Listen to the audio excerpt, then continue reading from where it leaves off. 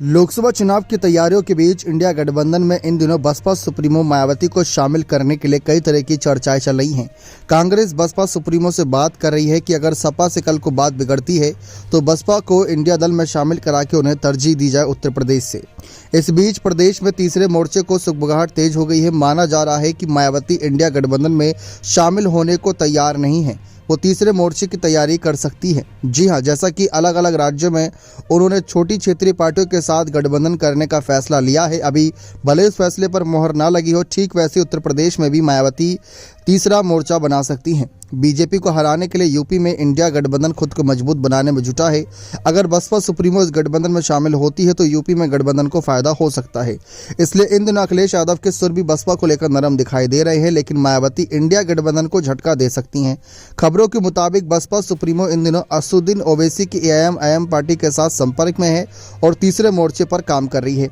असदुद्दीन ओवैसी की पार्टी के कई नेता खुलकर मायावती को प्रधानमंत्री बनाने का समर्थन भी कर चुके हैं।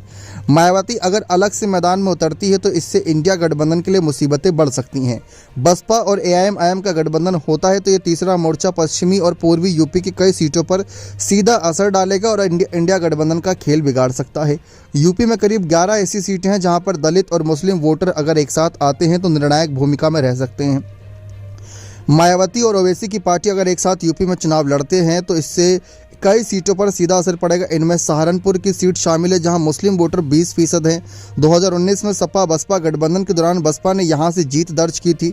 इसके अलावा बिजनौर, मेरठ, बुलंदशहर और कैराना में भी दलित और मुस्लिम गठजोड़ है, जिससे इंडिया गठबंधन को नुकसान पहुंचाया जा सकता है। इनके अलावा मुरादाबाद सीट भी 2019 में सपा ने जीती थी, लेकिन बसपा अलग रहकर इस सीट पर टक्कर दे सकती है। अलीगढ़ और संभल सीट पर भी मुस्लिम आबादी निर्णायक भूमिका में है। पूर्वांचल में घोसी, गाजीपुर, आजमगढ़ ऐसी सीटें हैं जहां मुस्लिम वोटर बड़ी तादाद में हैं। अगर दलित वोटर इसके साथ जुड़ जाए तो मायावती यहां बड़ा खेल कर सकती हैं। अगर वो खुद भी ना जीत पाए तो वो इंडिया गठबंधन की हार की वजह बन सकती हैं। 15 जनवरी को मायावती का जन्मदिन था और उन्होंने साफ संदेश दिया कि वह अकेले ही चुनाव लड़ेंगी, लेकिन उनके संदेश को लेकर अब भी कई सारे राजनीतिक दलों के बीच उथल पुथल बनी हुई है कि क्या यह उनका फाइनल स्टेटमेंट था या फिर इसमें कोई बदलाव होगा।